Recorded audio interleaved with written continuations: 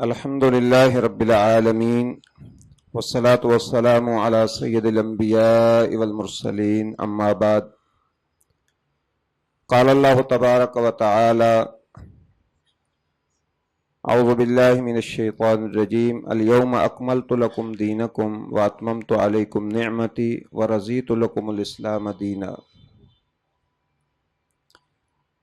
اللہ تعالیٰ کا ہم پر بہت بڑا احسان ہے کہ اللہ تعالیٰ نے جو دین ہمیں عطا کیا ہے وہ مکمل دین ہے۔ رسول اکرم صلی اللہ علیہ وسلم اس دنیا سے جانے سے پہلے یہ اعلان کرتے ہیں کہ لوگوں کیا میں نے دین تم تک پہنچا دیا ہے کہ نہیں؟ تو صحابہ کرام رضوان اللہ علیہم اجمعین رسول اللہ صلی اللہ علیہ وسلم کے اس فرمان کی تصدیق اور تائید کرتے ہوئے کہتے ہیں کہ اللہ کے رسول آپ نے واقع ہی اللہ کا دین ہم تک پہنچا دیا ہے۔ رسول اللہ صلی اللہ علیہ وسلم نے اللہ تعالیٰ کو گواہ بنایا، اپنی نگاہ مبارک آسمان کی طرف اٹھائی اور فرمایا اللہم اشہد اللہم اشہد اللہم اشہد، یا اللہ تو گواہ ہو جا کہ جو دین تو نے مجھے دیا ہے میں نے وہ پہنچا دیا ہے۔ اور آپ صلی اللہ علیہ وسلم کا یہ بھی فرمان ہے اللہ نے جس چیز کا حکم دیا ہے وہ میں نے تمہیں بتا دی ہے، اور جس چیز سے منع کیا ہے وہ بھی میں نے تمہیں بتا دی۔ بہت ساری چیزیں جنہوں نے مسلمانوں کی زندگی کو مشکلات میں ڈالا ہوا ہے یا مسلمانوں کے اندر مسائل کھڑے کیے ہوئے ہیں، حقیقت یہ ہے کہ ان کا اس دین کے ساتھ کوئی تعلق نہیں ہے جو دین پیارے حبیب صلی اللہ علیہ وسلم لے کے آئے تھے، لیکن المیہ یہ ہے کہ لوگ اس کو جذباتیت کا رنگ دے کر بجائے اس کے کہ اس کو مانے، دوسرے کا ایمان دوسرے کا عقیدہ اس کو ہی مشکوک قرار دینا شروع کر دیتے ہیں۔ آپ کی اور میری ایک متفقہ رائے اور عقیدہ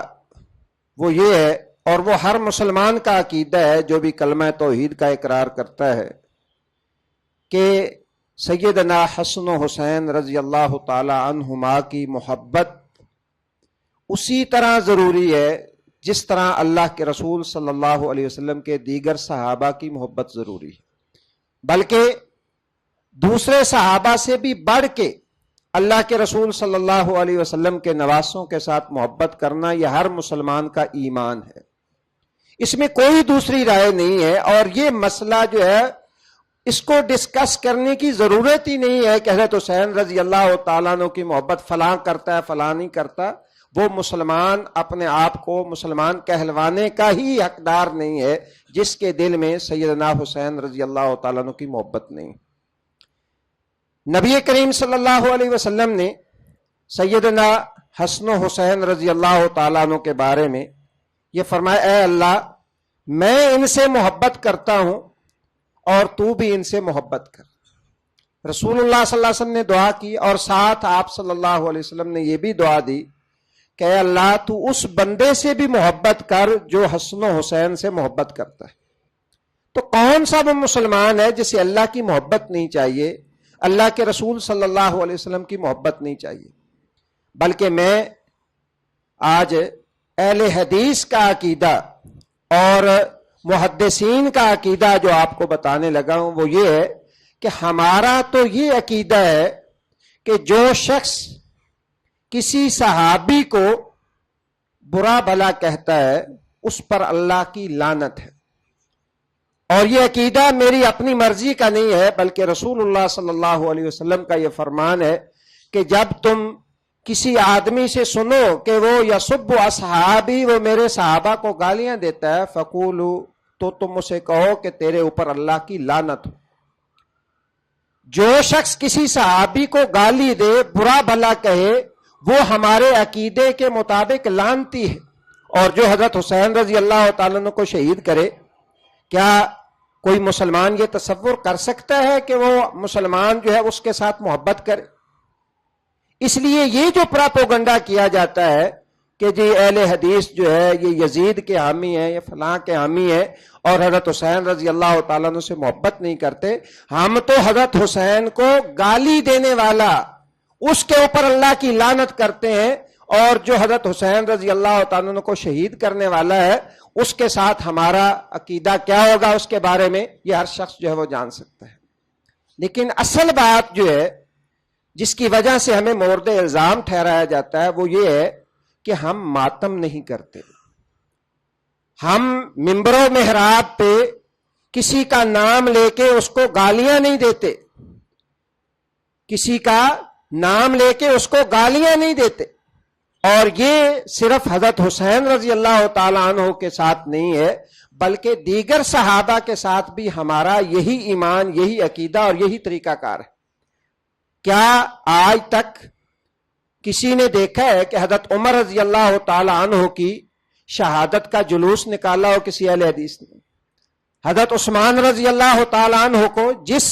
ظالمانہ طریقے سے شہید کیا گیا، شاید تاریخ کے اوراق میں اس سے زیادہ جو ہے وہ دردناک کہانی نہ ہو.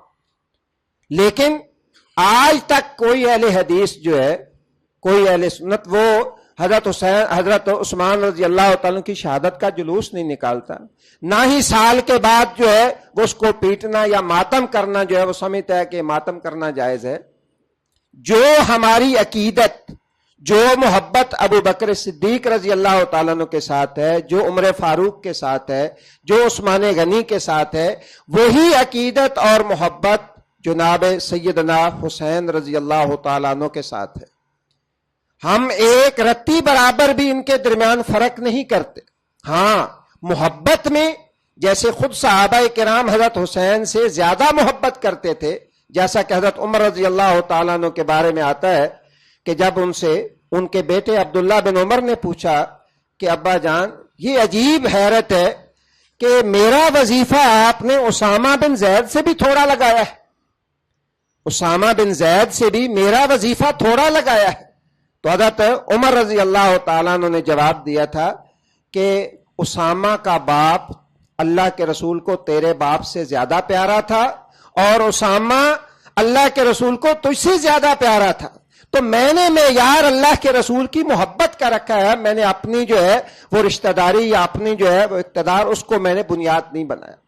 اور یہی الحمدللہ اہل حدیث کا عقیدہ ہے کہ جتنی محبت جس کے ساتھ اللہ کے رسول صلی اللہ علیہ وسلم کو تھی اسی انداز سے ہم محبت کرتے ہیں. لیکن کیونکہ ہم محبت میں شریعت کے بھی پابند ہیں،